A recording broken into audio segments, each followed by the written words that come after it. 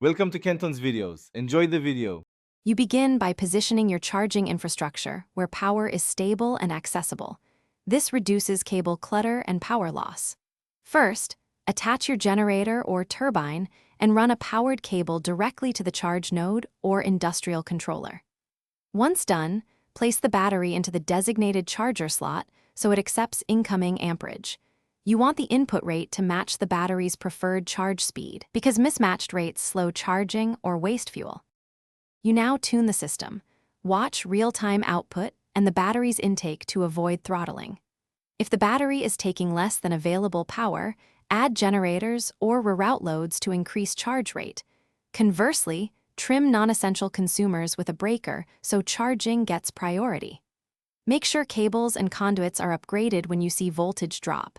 Higher-tier wiring prevents loss. Also consider capacitors to buffer sudden demands, so charging stays steady and efficient. You complete the process by verifying the battery hits full charge and ceases draw. This prevents overcharging and preserves lifespan. Once charged, remove and store batteries in a cool, secure rack, rotating usage to keep cells healthy.